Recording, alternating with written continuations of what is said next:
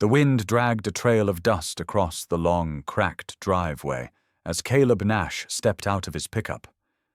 The air bit at his skin, the kind that carried both cold and memory.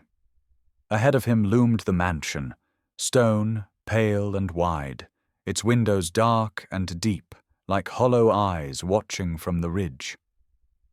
He had seen burned buildings before, collapsed roofs, smoke curling from what used to be home. But this place looked untouched, preserved in a strange kind of silence. It was too perfect for something so abandoned.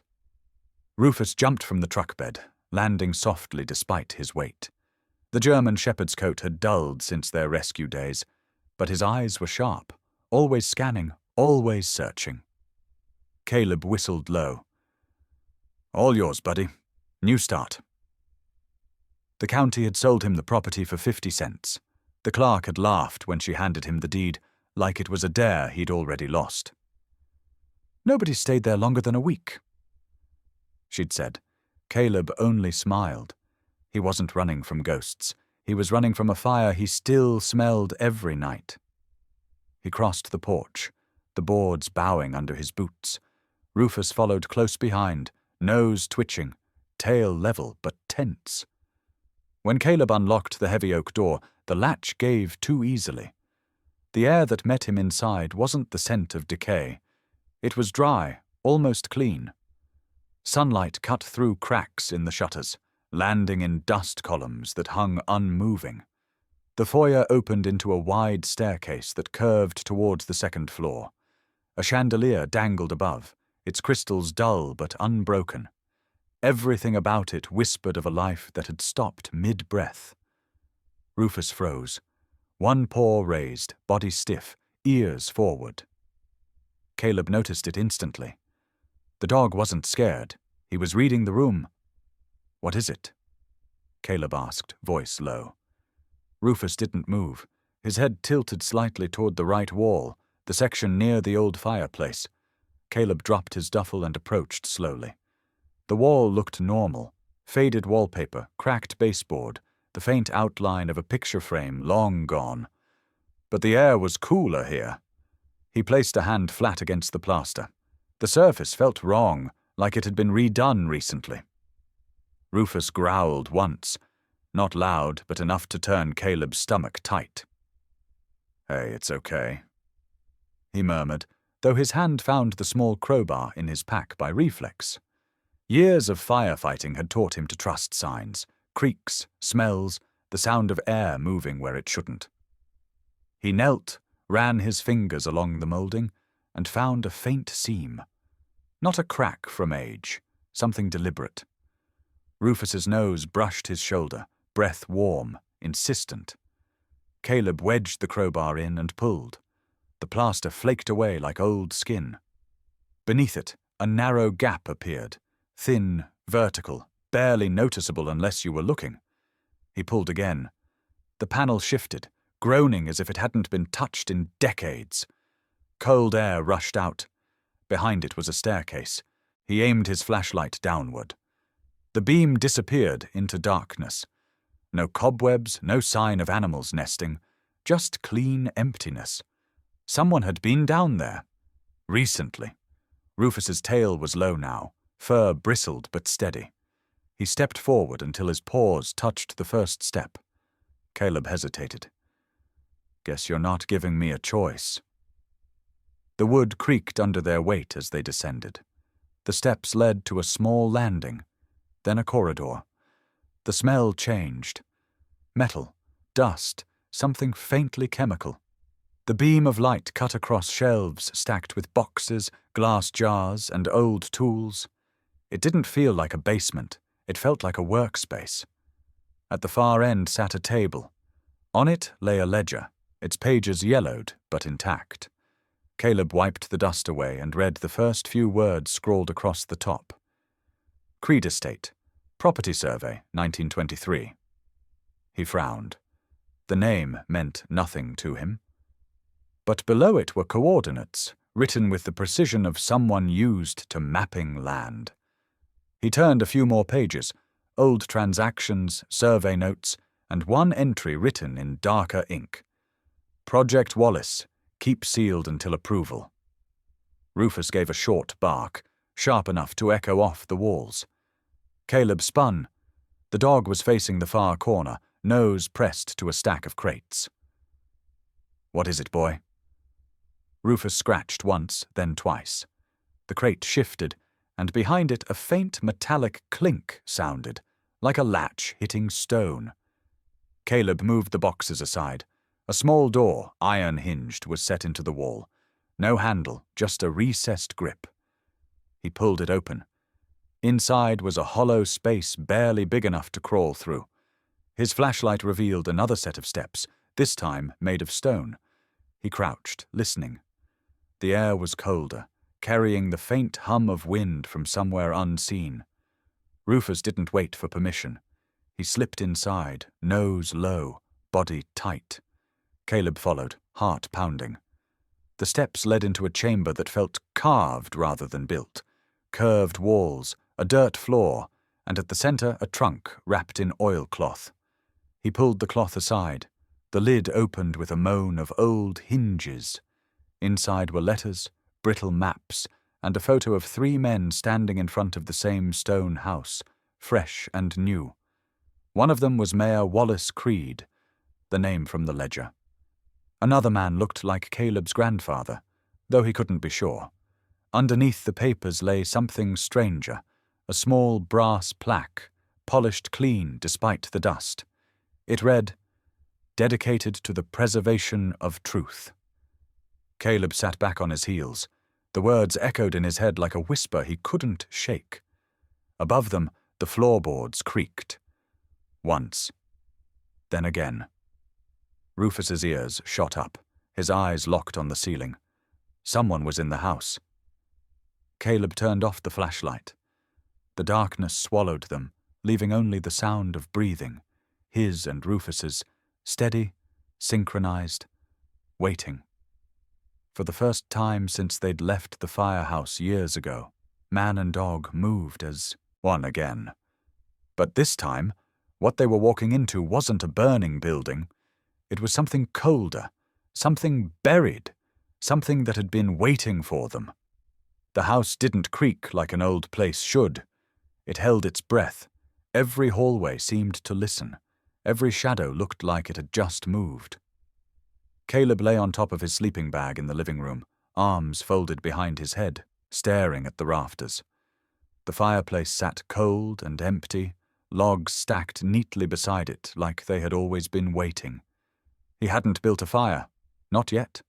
He wasn't ready to claim the space as his. Rufus hadn't settled either.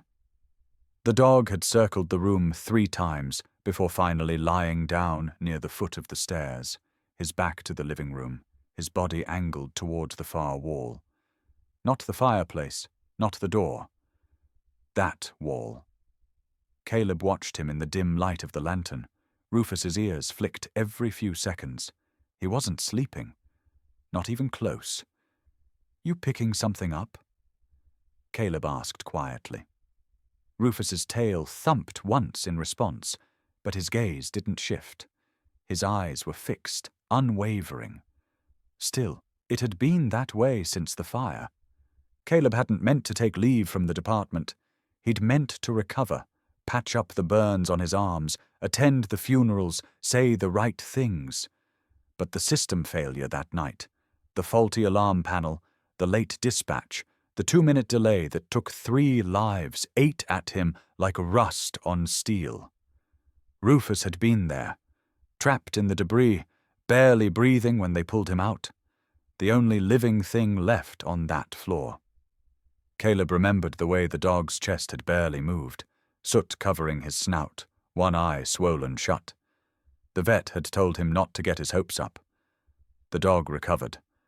Mostly, but he didn't bark anymore. Not since that night. Caleb had walked away from the firehouse 6 weeks later. Quietly. No ceremony. No handshake goodbye. He poured water into a bowl and set it beside Rufus, then opened the nearest window an inch. Cold air rolled in, but it felt cleaner than the stillness inside. Rufus didn't drink. He stayed locked on that same stretch of wall.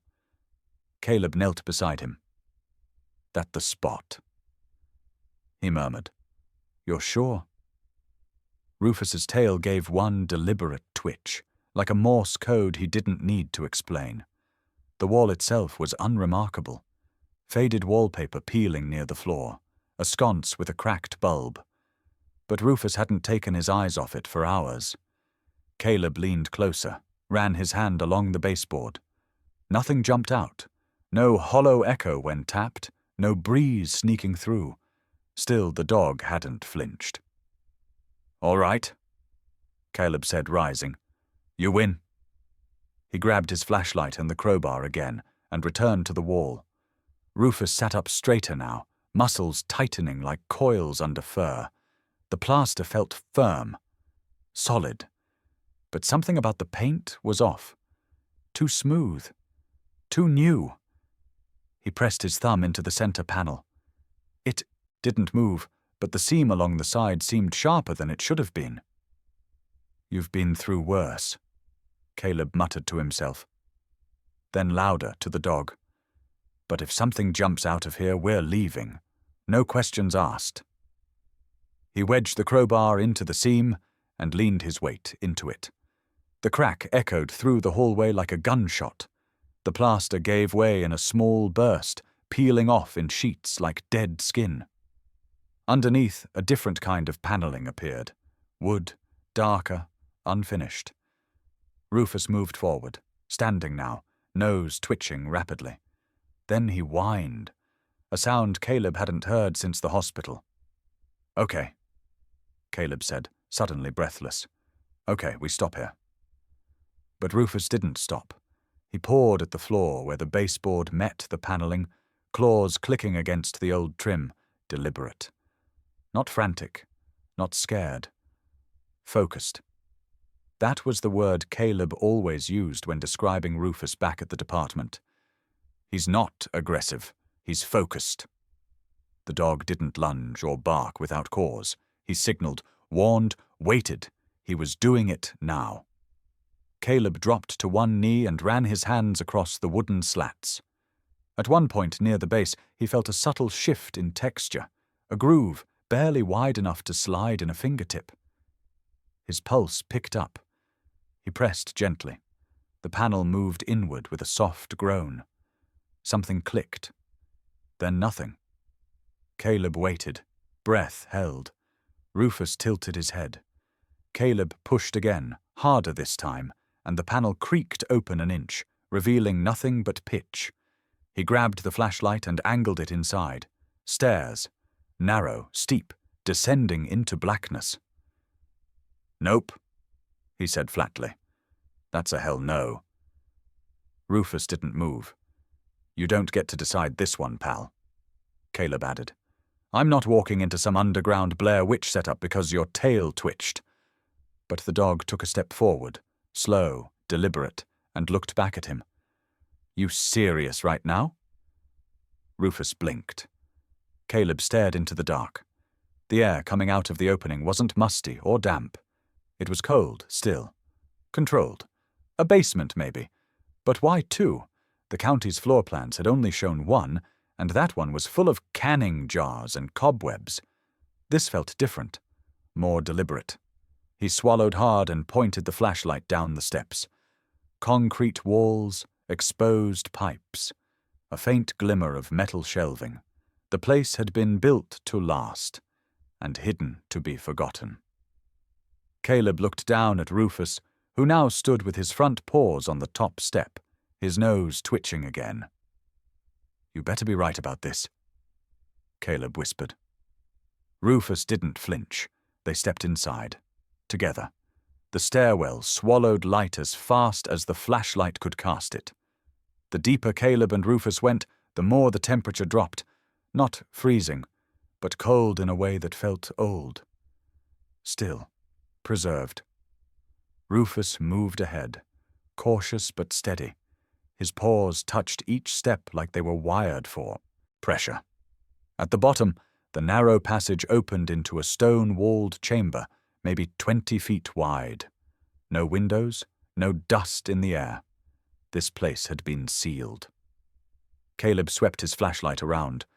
Metal shelving lined 3 walls, each stacked with worn boxes, thick ledgers, leather-bound journals, and something that looked like a black rotary phone tucked in a corner like it hadn't rung in a century. A massive wooden desk stood in the center, carved legs anchored into the concrete like no one ever meant to move it. Rufus stopped at the left wall, his nose pressed near the base. Then he began sniffing upward in slow arcs. He didn't bark. He didn't need to. Caleb followed him, knelt down, and spotted a warped patch of plaster, barely visible against the stone. But wrong. Too smooth. Too bright. "You found another one," Caleb whispered. Rufus sat, still staring. Caleb pulled out his knife and scraped gently at the edge. The plaster flaked off like paper. Behind it, a rough cavity was hollowed into the wall. Not big, maybe 3 feet across. He cleared more of the surface, revealing a recessed latch. He pressed. A soft click. The wall gave. Inside, a false panel popped free, revealing a hidden cubby packed tight with rolled-up maps, yellowed envelopes, and one long wooden box. The scent that came out wasn't decay. It was paper, dry ink, oil from old hands. Caleb reached in and pulled the box forward. It was heavier than it looked. He set it on the desk and opened it. Inside were documents, each one wrapped in oilskin, tagged with names and dates. Some were faded beyond reading. Others were sharp, even elegant. Long-hand signatures written in deep ink with care and weight. He unfolded the first map. A survey of the area, town lines, property boundaries, all dated 1923. He scanned the labels. Creed Estate, Hollow Ridge, Jackson Farm. His breath caught when he saw it. The house he stood in wasn't just marked, it was circled, inked 3 times, as if to emphasize its importance. Written next to it, in all caps, was a name, Wallace Creed. He stared at it. The name meant nothing to him personally, but in a town this old, names were everything. "Who the hell were you?" Caleb murmured. He sifted through the next few folders. Letters. Correspondence between Creed and various county officials, some typed, others handwritten. A few had stamps from the mayor's office. Mayor Wallace Creed. Caleb read aloud. Rufus shifted, tail flicking once. Caleb glanced over. The dog was no longer watching the wall. He was watching him. The next envelope contained black and white photographs. Caleb pulled one out and squinted. A group of men stood in front of a brick building, 3 of them in suits, 1 in uniform, holding a rolled-up blueprint. Behind them was the unmistakable stone outline of the mansion. Not as weathered, but clearly the same. One man was circled in red pencil. On the back, a name, Mayor W. Creed, April 1927. Another, photo, this time grainier, showed the same man at a podium, American flag behind him, speaking into a vintage microphone. The crowd around him was dressed in formal wear. Beneath the photo, someone had scrawled, "Last appearance." Caleb turned back to the papers. A typed memo sat near the bottom of the box. It was brief, unevenly aligned on the page like it had been done on an old typewriter. Project Wallace initiated. Archive location confirmed. All secondary files to be sealed. Below that, in darker ink, someone had added, "Do not move the house." Caleb's skin prickled. He stepped back from the table and looked around the room again. This wasn't a basement. It was a vault. And someone had wanted it to stay buried. Rufus moved behind him, nosing one of the low shelves, then letting out a soft exhale, almost a sigh. "What's bothering you?" Caleb asked. The dog turned his head toward the stairs, then looked back at him. It wasn't just the papers. It was the weight of them, the intent. These weren't records of a man's life. They were records of control, land deeds, political strategy, military infrastructure, names of families, lists of properties marked transferred, reassigned, or simply removed. Caleb took a breath. This house didn't end up on auction for 50 cents by chance. He went to one of the drawers near the desk and opened it. More folders, this time stamped with dates between 1908 and 1931. He flipped through them quickly until one stopped him cold. His grandfather's name, Nathaniel Nash, written at the top of a report. The content was blurry, faded, but the name was unmistakable. He'd never heard of Nathaniel being involved with land work. He was supposed to have worked on the railway before disappearing in the 1950s. Or at least that was the story the family always gave. Rufus shifted again. He moved back to the wall, pressed his nose into the stone, then gave one sharp bark. The sound startled Caleb. It wasn't a warning. It was an alert. "You want me to see something else, don't you?" He looked closer at the wall Rufus was focused on. Not plaster this time. Stone. But one brick near the bottom had a different texture. It was redder, less worn. He knocked it. The sound echoed slightly.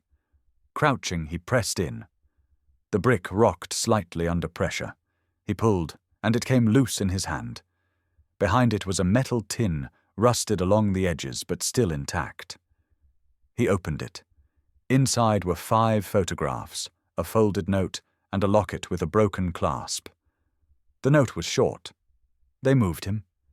If you're reading this, he knew you'd come. The house keeps what matters. So does the dog. Caleb lowered the paper slowly. He felt like the floor had dropped under him. This wasn't about coincidence anymore. The house, the auction, the dog's instincts. All of it felt like a path someone had left behind, and Rufus had picked up the trail. "You're not just sniffing dust, are you?" He whispered. Rufus looked at him and wagged his tail once, slow, assured. That night, Caleb didn't sleep. He sat at the old desk with a lamp burning low and the tin box by his side. Rufus curled up on the rug near the stairs, one eye open. The papers weren't just history. They were keys. And someone had gone to great lengths to make sure no one ever found the door. Until now. The morning came slow, with fog bleeding in through the trees like a second skin draped over the land. The mansion groaned in the cold, wood popping somewhere deep in the walls. Caleb sat at the desk in the underground room, eyes bloodshot, a second cup of coffee untouched beside him. Rufus lay nearby, front paws crossed, eyes half-lidded but not sleeping. The dog hadn't fully rested since the first night. Caleb noticed it now, the way he tracked not just scent, but tension. A folder rested under Caleb's hand. He hadn't opened it yet. The name on the front was enough to freeze him. Nash N.E. He ran his thumb over the edge of the paper.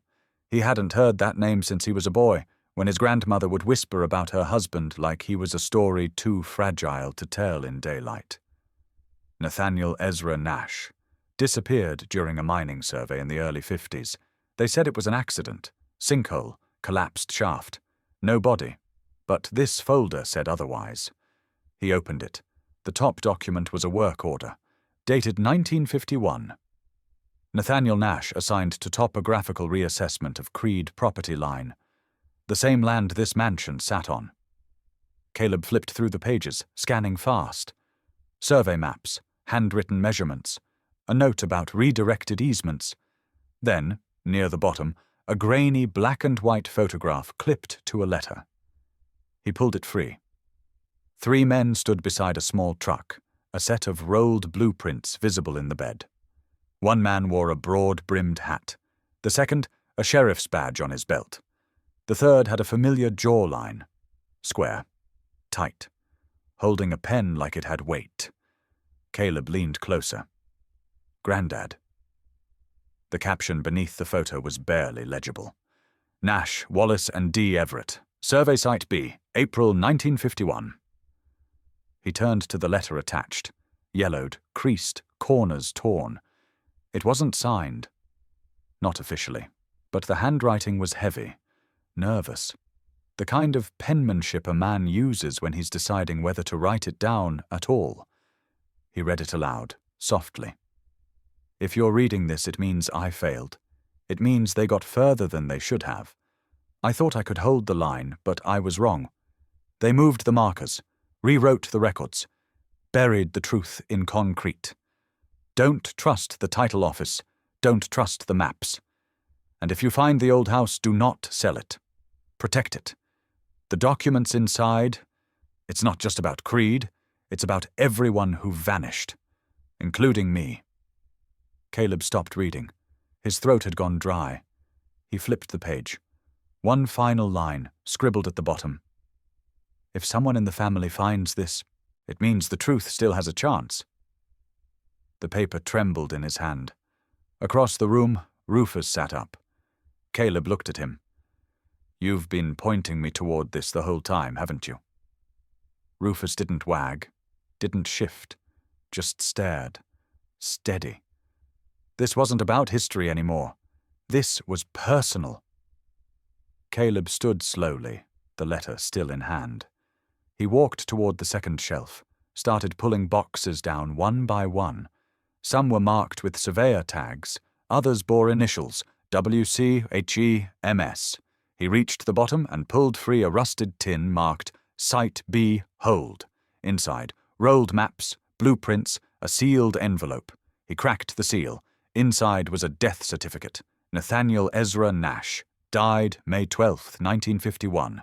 Cause natural causes, cardiac arrest. Filed by Office of Mayor Wallace Creed. Caleb sat back like he'd been punched.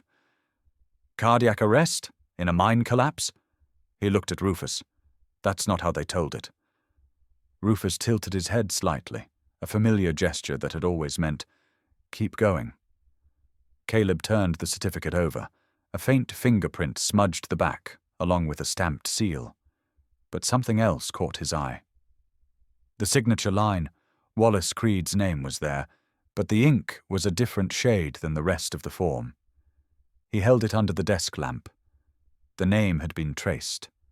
Overwritten. Somebody had forged it. He rose and began laying the maps out across the desk, tracing property lines, looking for overlaps. One triangle of land kept repeating. Near a ridge, always marked unassigned or restricted. At the edge of one of the old maps, in pencil so faint it barely showed, a tiny note was scribbled. It's not about the land, it's what's under it. Rufus stood now, his body tense, ears flicked toward the stairwell. A low rumble vibrated in his throat. Caleb turned sharply. What is it? Rufus didn't bark. He walked slowly toward the exit, paused at the base of the stairs. Listening. Caleb doused the lamp. Darkness swallowed the room.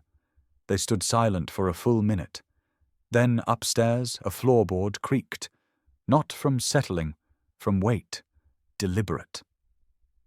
Rufus lowered into a crouch. Not afraid. Ready. Caleb backed toward the desk, hand slipping into his bag. He pulled out his old service flashlight. Heavy enough to break a jaw. Not a weapon, but it would do. Another creak. Closer this time.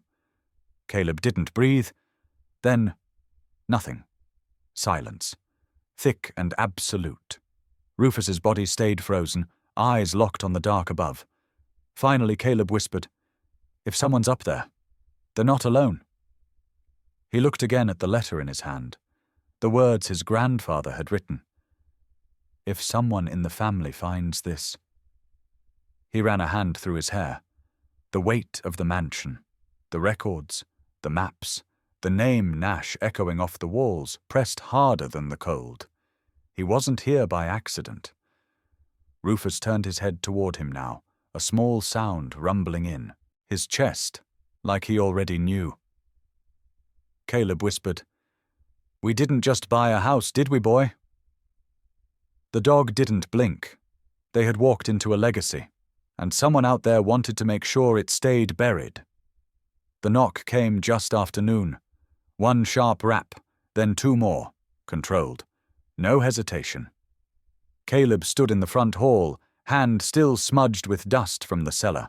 Rufus, already at the door, didn't bark, just stood with his body angled toward the frame, stiff, ears up, nose twitching.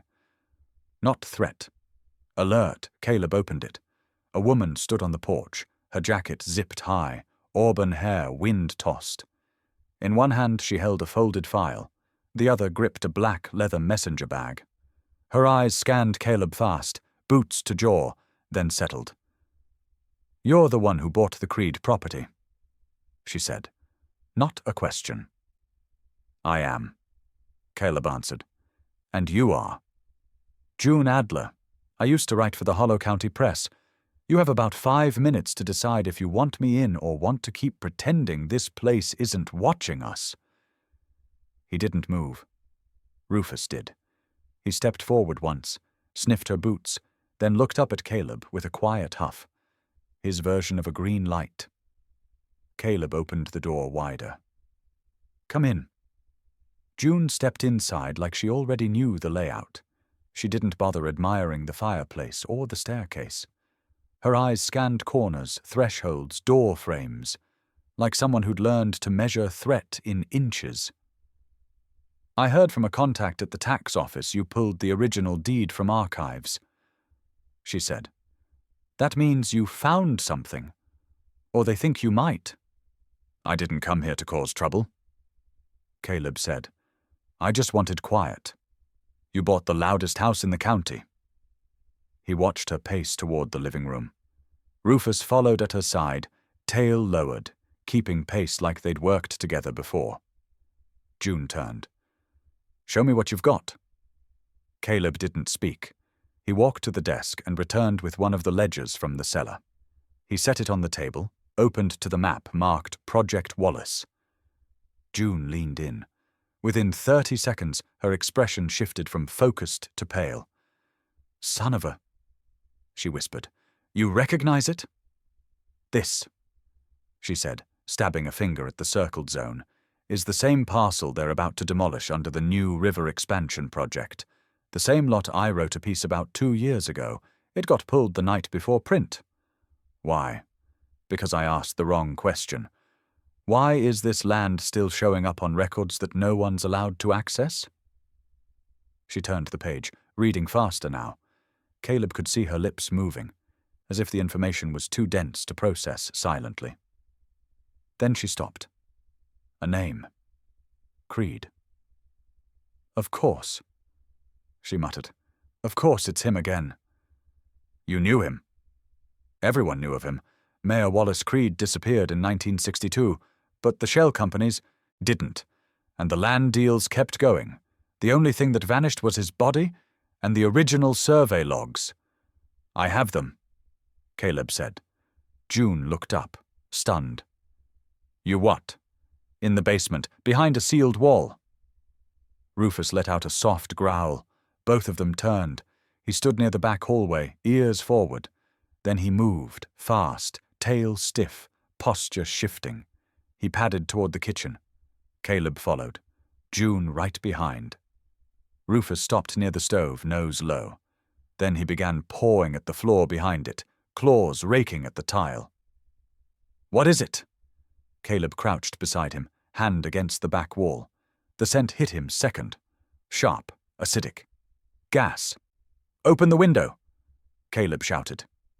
June moved fast. Caleb twisted the gas valve shut beneath the old cast-iron stove.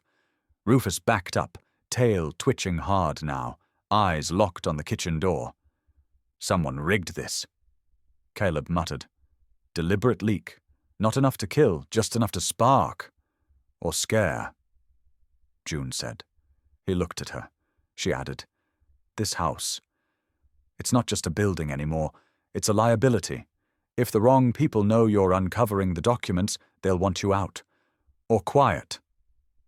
Rufus stood now at the door leading to the side yard. He scratched once, then twice.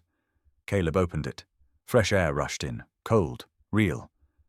The field beyond was empty, but the gate latch was turned. Not unhinged, not broken, just open. He turned back to June. "How long have you been watching this?" "Too long," she said. "I lost my job because of it. My editor got a call, said I was stirring up lawsuits, defamation, all smoke, but enough to shut it down." Caleb walked back to the living room, pulled the first drawer from the desk, and dumped its contents on the table. Letters, photos, blueprints, paper trails that stretched decades. June looked down. Her eyes froze on a photo of Creed standing beside a surveyor's truck. Behind him, partially out of frame, was a man with a beard and a map case. June's voice dropped. "That's your grandfather." Caleb nodded. "He died in a mine collapse." "According to who?" Caleb didn't answer. Rufus barked. Sharp. Not loud, but final. The sound cut through the house like a warning shot. Caleb crossed the floor in 3 strides. "Front door's unlocked." "I shut it," June said.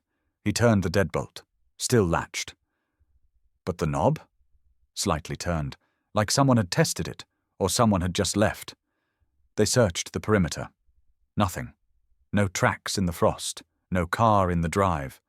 Only the feeling of something unfinished. That night, Caleb didn't sleep. June spread out the maps and began matching the old property lines with current demolitions. Rufus lay by the kitchen door, unmoving, his nose pointed at the corner. Just after 2 a.m., the light flickered. Once. Then again. Caleb stood, grabbed the flashlight. He moved to the basement door, opened it slowly. Rufus followed, eyes bright, body taut. Down in the cellar, everything looked the same. Except the desk drawer he'd locked was wide open, and the envelope with the oldest maps? Gone. Rufus growled deep, low. June came down, her flashlight shaking in her hand. "They're watching," she whispered. Caleb looked at the empty drawer, then at Rufus. "No," he said. "They're not just watching. They're trying to erase it again." The dog moved closer, his tail stiff behind him, breathing steady. "They don't know who they're dealing with," Caleb added. Rufus looked up at him, eyes like amber glass. And this time, Caleb understood without words. They weren't guarding a house anymore. They were defending the truth. The morning after the gas leak, Caleb didn't brew coffee. He couldn't. The scent lingered in the house like a warning that refused to fade. Even with the lines cut and the windows open, something still pressed against the walls. An invisible hand trying to push them out.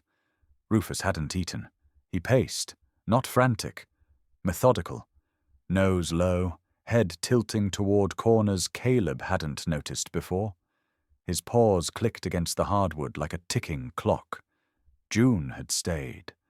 She'd slept for maybe an hour on the couch, one arm draped over the folders she didn't trust to leave unsupervised. When she stirred, Caleb was already near the stairwell, watching Rufus stare again at the far end of the back hallway. "He's doing it again," Caleb said, voice tight. June rubbed her eyes. "That wall?" "No, beyond it. Something further." Rufus turned to look at them. Then, slowly, padded toward the rear pantry, a place Caleb had checked twice. It had seemed like dead space behind the kitchen, just a line of sagging shelves and old jars of pickles so cloudy they looked fossilized. But Rufus stopped, sat, one paw lifted and pressed against the baseboard. June approached first. "He's serious." Caleb dropped to a crouch, ran his hands along the edge. At first, nothing. Then his fingers hit a seam, a vertical line, hidden in the pattern of the paneling. Caleb grabbed the crowbar. The wood groaned under pressure, then snapped. Behind it, a narrow passage, tight as a crawl space. He shined the flashlight inside. Stone walls, dirt floor, and stairs. Again. "Who builds 2 basements and hides both?" June whispered. Caleb didn't answer. He slid inside, head down, knees brushing the stone. Rufus followed without hesitation. The tunnel curved. The air was heavier, older, A dampness clung to the floor. After 50 feet, it opened into a wide, circular chamber. Higher ceilings, cement floor, and racks. Dozens of them. Steel shelves, taller than Caleb, filled with boxes. Weatherproof containers, some newer, some rusted shut. Others marked with codes and dates. Caleb walked to the nearest stack and pulled one open. Inside were land transfer agreements. Not copies, originals, stamped and signed. But something was wrong. The signatories. None of them matched the owners listed in the county records. "These aren't legal," June said, flipping through one. "They were trying to mimic official deeds, but the signatures don't align. These are fabricated or coerced." Caleb moved to the next rack. Photos, black and white, families standing in front of homes, shacks, churches, then gone. He paused at one stack tied in twine. Letters folded neatly. Each envelope had the same stamp. "Undeliverable, return to sender." He opened one. It was a handwritten plea. "To whom it may concern, we never agreed to sell our home. We were told we'd be compensated, then they bulldozed it the next week." Another. "My husband disappeared after the meeting with Creed. If this letter reaches anyone, please reopen his case. The land means nothing without him." Rufus let out a sound. A low whine. Not panic, not warning, something else. Grief. He stood at a far corner, nose to a steel drawer near the floor. Caleb knelt, pulled it open. A small box inside, unmarked. He opened it. Inside were 5 photographs, yellowed, crisp at the edges, preserved like someone meant for them to last. The first, his grandfather, Nathaniel Ezra Nash, standing beside Wallace Creed, both shaking hands in front of a truck bearing the old county seal. The second, his grandfather again. This time seated at a table, a map spread before him. Creed pointing to a line on the paper, expression unreadable. And the third. Caleb froze. The third photo was his grandfather's body, lying face down in dirt, half covered by brush, one arm outstretched toward a familiar slope.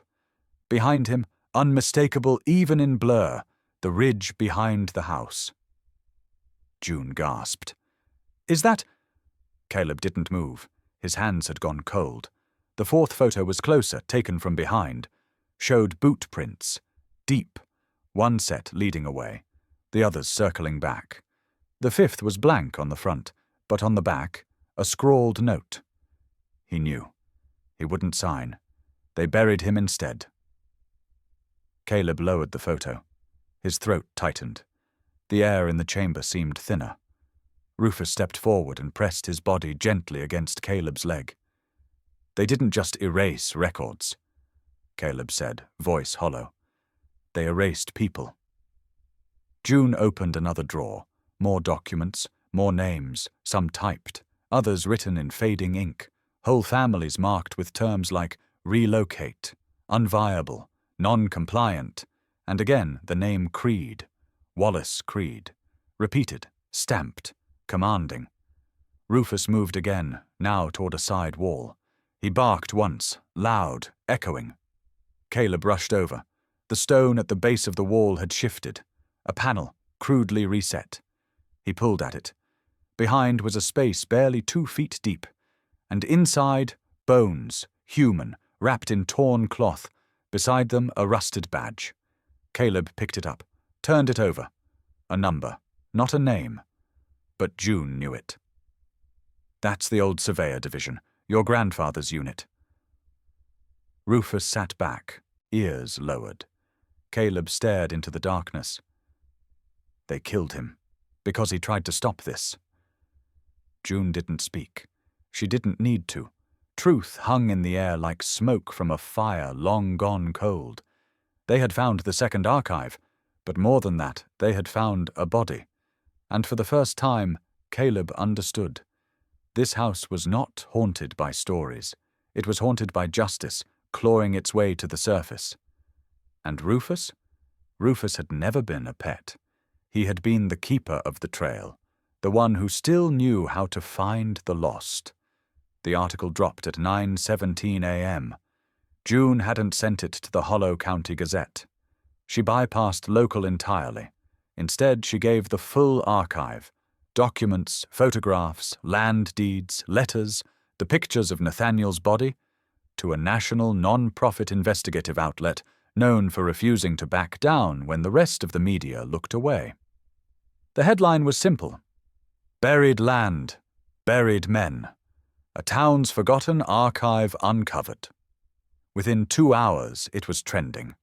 By noon, Caleb's phone lit up with messages from unknown numbers, reporters asking for quotes, college kids tagging the mansion's address in posts. People were combing through the scans of maps June had uploaded, highlighting overlapping land deals, fake signatures, the original surveyor stamps. At 3:42 p.m., the sheriff issued a public statement. "Retirement," he said. "Effective immediately. Health reasons." No one bought it. By 5 p.m., 2 county commissioners called emergency meetings, and just before sunset, someone left an envelope on Caleb's porch. No return address. No name. Inside, a single sheet of paper, typewritten, with uneven margins. "You're living in his house. No court can save you. No signature." But the message was clear. Caleb didn't tell June immediately. He just folded it once, then again, and set it on the desk. Across the room, Rufus had already stiffened. He stood by the window, nose flaring, tail low, but locked. "What is it?" Caleb asked. Rufus didn't move. His ears angled sharply toward the side yard. Caleb followed the line of sight, but saw nothing. Just the chicken coop, half collapsed behind a row of bare trees. Still, the tension in the dog's body didn't fade. They waited until full dark before checking. Rufus led the way. Caleb moved behind him with a flashlight, the beam cutting through mist. The air smelled like pine and rust. When they reached the coop, Rufus circled once, then stopped. He sniffed near the ground, then began pawing at a corner of the rotted wall. Something clicked, not from Rufus, from the dirt. Caleb froze. "Hold on." He knelt and brushed away the topsoil. Buried shallow, half an inch down, was a black plastic casing, no bigger than a deck of cards.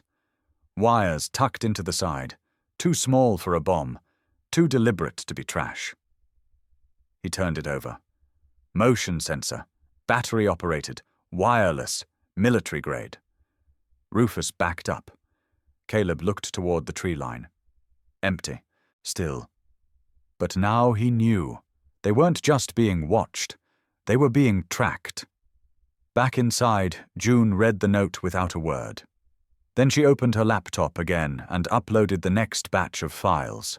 Names, timestamps, connection records between Mayor Creed and private land trusts that had been rerouting veterans' assistance funds through shell charities.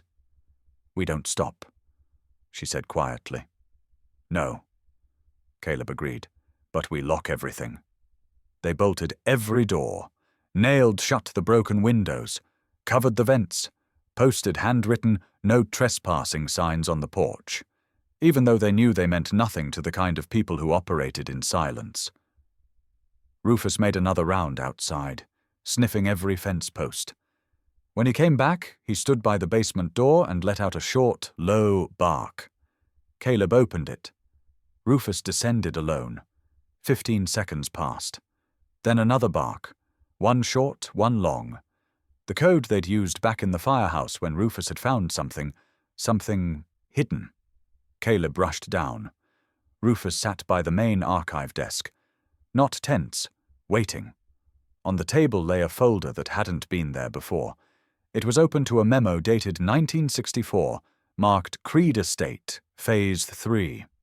The first paragraph described the expansion of a backline property border using forged release forms. The second was worse. It named Nathaniel Ezra Nash directly. Employee refused to comply. Site action taken. No witnesses recorded. Caleb's fingers clenched. "You didn't just get in their way, Grandpa," he whispered.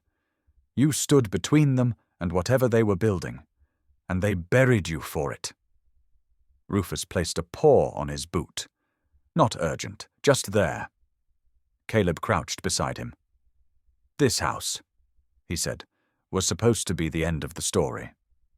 Rufus tilted his head slightly. "But it's the start, isn't it?" He didn't need an answer. The files were out. The threat was real. The response would come. Maybe tonight, maybe in a week. But now it had a name, and a dog who never stopped watching.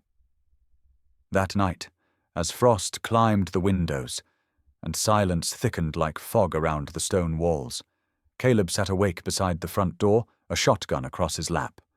June sat in the living room, still typing, still uploading. And Rufus? Rufus stood at the window for hours, not barking, guarding. They didn't run. That was the first decision Caleb and June made the morning after the motion sensor, the letter, the death threats. Most people would have packed up. Most people wouldn't have looked back. But most people didn't have a dog like Rufus, and most people didn't inherit a house built on top of buried truths. Instead of leaving, they doubled down. Caleb installed trail cameras, 6 of them, each one hidden in different spots across the property. June rerouted the signal from the front security cam into a cloud drive. They built redundancy into their plan. No signal would go unwatched, no footage would go unrecorded. And still, it wasn't enough.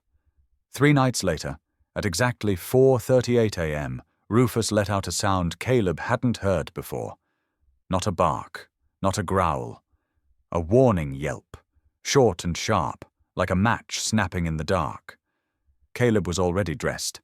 He didn't sleep much anymore. He moved to the back door.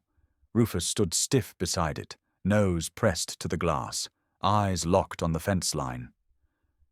"I see it," Caleb whispered, grabbing the scope. Out beyond the barn, near the outermost row of trees, a figure was bent low, digging. No flashlight, just moonlight and movement. Caleb's pulse kicked hard in his throat. "They're looking for something. Or hiding it," June added from behind, pulling on her coat. Rufus paced to the side window, tail low, body coiled. Caleb didn't charge out this time. He waited. Let the figure finish. Let them cover it back up. He noted the spot, eastern perimeter near the fallen cedar. Then he reached into the drawer and pulled out a small GPS tracker. The next night, while June monitored the cameras, Caleb returned to the spot and dug fast. Shallow. No sign of what had been left behind. But that was the point. He buried the tracker inside a sealed case the size of a brick. Covered it again. Waited. It didn't take long. 2 nights later, the signal moved. Caleb and June followed the GPS from his truck. Rufus in the back, alert, head between the seats. They kept the headlights off and the speed low, shadowing the signal through back roads that twisted like a knot. At 5:12 a.m. it stopped moving, just past a dead-end dirt road east of the quarry. The place the old maps had labeled Site B. The gate was rusted open, as if abandoned for years. But Caleb could tell it had been moved recently. The weeds didn't match. The dust had been kicked aside. They parked, walked the last 100 yards. No one spoke. Even Rufus walked quieter than usual, as if the ground itself held breath. The building ahead was squat and featureless. Concrete shell. No signage. The door was metal and dented, half welded at the hinges. Inside was colder than the outside air. No lights, just layers of dust. And then, beneath that, fresh prints. Caleb followed them into the main chamber, and froze. Rows of metal shelves, dozens of storage bins, file boxes. The same setup as the archive room beneath the house, but bigger, colder, curated. "Jesus," June whispered. They opened one box, photographs, black and white, then color, then digital printouts, victim photos, arson reports, autopsy results. but none of them ever made it into public records. Every erased family, June said. Rufus paced the room slowly, circling the outer wall, nose twitching. He stopped at a locker, scratched once. Caleb opened it. Inside were blueprints, massive ones, township expansion plans from every decade since 1952, each layered over the next. And at the bottom, a red-inked folder marked Personal Creed. Caleb opened it, and there it was, a new name, Harold Kinley, a forged identity, a paper trail that began in 1970, same birth year, same military service listed, a fake ID photo, a man with thinner hair and heavier glasses. But the jawline didn't lie. Wallace Creed hadn't disappeared. He'd rebranded, lived quietly under a new name, moved 3 counties over, opened a trust company, and had been quietly rerouting land assets ever since. Rufus growled suddenly, low, long. June spun. "What is it?" Caleb raised his flashlight. Outside the back window, 2 headlights blinked on, then vanished. The sound of tires. A quick U-turn. Retreat. "They know we're here." Caleb grabbed every folder marked Creed and stuffed it into his bag. "Let's go." Back in the truck, June connected to the satellite backup and uploaded photos of the files immediately. No waiting. No chances. "They'll know we saw his name," she said. "They'll know more than that." Rufus barked once, sharp from the back seat. June turned. "What?" He stared out the back window. Silent now, watching, and Caleb, gripping the wheel, realized the fight had shifted. They weren't just defending a house anymore. They were hunting. And Rufus, silent sentinel that he was, had just marked the trail. The second article landed harder than the first. This time, there were videos, footage of hidden archives, motion sensors, blueprints with forged names, a photo of Wallace Creed beside Nathaniel Nash. Then another, Creed reborn under a different name, standing at a ribbon-cutting ceremony 3 counties over, decades after he'd been declared missing. And the real blow, the drone clip. It showed Caleb and June entering Site B, pulling out boxes, the timestamp clear in the corner, followed by side-by-side images of files matching county records that had never been released. Each frame was watermarked and verified by an independent forensics team June had worked with in secret. By noon, the State Bureau opened an investigation. By 3 p.m., Creed was gone. No sign of departure, no credit card usage, no cell pings. The man vanished a second time, but this time his shadow didn't go with him. People had seen too much. They began to come. Not reporters, not law enforcement, neighbors, farmers, retired teachers, women in church hats, kids holding yellowed photographs. They came to the stone house, one by one. Some just to stand on the porch, look at the walls, and whisper a name they hadn't said out loud in years. Others brought things, envelopes, family Bibles with tucked-away papers, crumbling black and white photos showing long-lost cousins, fathers in uniform, land deeds signed in ink that never made it into courthouse drawers. Caleb met them at the door. He never asked questions. He didn't need to. By the end of the week, the basement had changed. No longer just an archive, it had become a room of truth. He ripped out the old cement shelves, rebuilt the walls with pine from the ridge, installed soft lighting, temperature controls, a cataloging system June had learned from her years in newsrooms. They built a simple wooden sign above the stairwell. The room beneath the story people donated cabinets. A carpenter from the next town over made a long desk, free of charge. A local vet installed a weather-sealed donation box out front. And Rufus? He didn't miss a beat. Every morning he padded to the top of the basement stairs and lay beside them. Not blocking the way, but watching.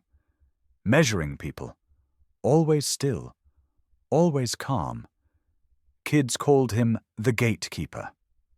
An elderly woman from Charleston knelt beside him one afternoon, ran a hand down his side, and whispered, "You remind me of the shepherd that found my brother's jacket in the woods back in '59. Caleb didn't interrupt. He didn't explain. He just let her leave the photograph behind. One of many. By mid-fall, June worked full-time at the house. Not as a journalist anymore, but as an archivist, a keeper of records. Her voice was the one people heard on the community radio program every Sunday evening now, telling stories not found in textbooks, names no longer erased. She always ended with the same line. "If you've got something the world forgot, bring it here. The dog will know if it's real." Caleb rarely left the property. He didn't need to. He spent most days in the workshop out back, restoring frames, cleaning old film reels, taking apart watches found in storage boxes and fixing them for no other reason than he could. But every evening he'd walk down to the basement, run his fingers across the labeled drawers, and stop at the shelf marked Nash. Inside were the things that mattered. His grandfather's photo. A letter from a cousin who'd thought Nathaniel ran away. A badge number on a bent brass plate. And one sheet of paper. Just 6 words. He wouldn't sign. So they buried him. Caleb never moved it. Let it sit right there. Front and center. And Rufus? He got older. His muzzle went grey. His eyes softer but just as alert. People still came to kneel beside him. And every time a new visitor approached the porch, they stopped at the sight of him. Ears up, eyes watching, presence quiet but unmistakable. They didn't speak right away. They waited, as if asking permission. And Rufus, if he approved, would stand up slowly, give a single wag of the tail, and lead them to the door. The locals started calling the house the place the records remembered. But Caleb knew better. The truth had never been in the papers. It had always been beneath the floorboards. And the dog? The dog never forgot.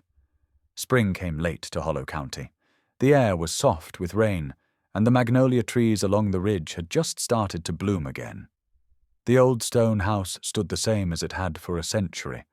Cracked walls, ivy climbing the chimney, a wooden sign by the porch that read, "The room beneath the story." Caleb Nash sat on the porch steps with a mug of coffee cooling in his hands. His hair had gone grayer, his shoulders a little heavier. But his eyes, like Rufus's, were still sharp, still scanning the horizon as if watching for smoke. Rufus lay beside him, muzzle nearly white now, chest rising slow and steady. His ears still twitched at every sound, the chirp of crickets, the rustle of the wind, the hum of the passing train down in the valley. "Another quiet morning," Caleb murmured. Rufus blinked once, then lifted his head at the faint sound of footsteps. A girl no older than 10 walked up the dirt path, holding her mother's hand. The woman smiled shyly when she reached the gate. "Mr. Nash?" she asked. We heard about the place on the radio. My grandfather's name was in one of the files." Caleb nodded. "Come on in. You can look through anything you need. No one gets turned away here." The girl broke free from her mother's hand and crouched beside Rufus. He didn't move, only watched her with those calm amber eyes. She ran her small fingers through his fur, giggling. "Is he still guarding the house?" she asked. Caleb smiled. "He's not guarding the house," he said softly. "He's guarding the truth." The little girl grinned, as if she understood something most adults didn't.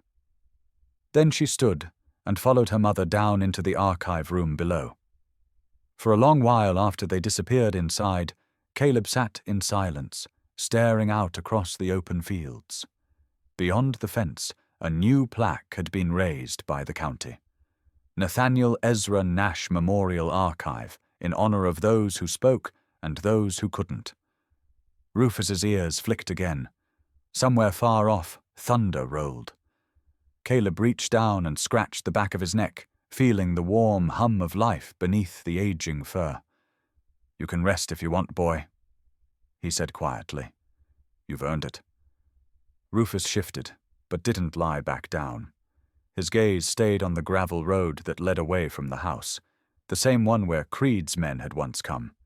He wasn't watching for them anymore. He was watching for the next visitor, the next truth. Inside the house, a small radio played softly from June's office. Her voice wasn't there tonight. Instead, it was the local host from Hollow County FM. "Tonight," the voice said, "we honor a dog who didn't just bark for food, but barked for the history we tried to forget. Some heroes dig for gold. This one dug for truth." Caleb looked down at Rufus. "You hear that, partner?" he said with a half smile. "You're famous now." Rufus gave a low huff, tail thumping once on the wooden porch. "Yeah," Caleb said. "I know. You didn't do it for that." He leaned back in the chair, watching the sun slip behind the ridge, painting the clouds in rust and gold. For a moment, it looked like the hills themselves were on fire again. But this time, it wasn't destruction. It was remembrance. Visitors still came every week, some with envelopes, some with nothing but stories. They left candles, photos, letters written to people they never got to bury. And Rufus was always there, waiting at the top of the stairs, head high, tail calm, judging no one, but missing nothing. That night, as the crickets rose and the porch light flickered on, Caleb whispered into the quiet. "You're still guarding, huh, boy?"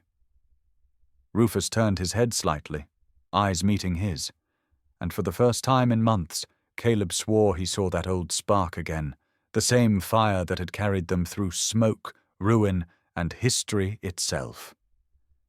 When dawn came, Rufus was still lying there, watching the horizon. The sky was pink with morning, the birds calling from the trees. Caleb poured a second cup of coffee and set it on the porch rail, out of habit, one for him, one for company. A car door shut in the distance, another visitor. The sign creaked in the wind. And Rufus stood up. Old bones, slow steps, but steady, always steady.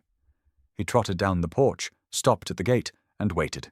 Still guarding, still listening, still home.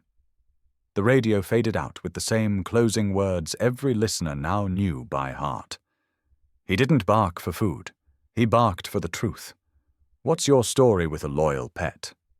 If this story touched you, don't forget to share your own story below and support our channel German Shepherd Stories, where loyalty never fades and every bark has meaning.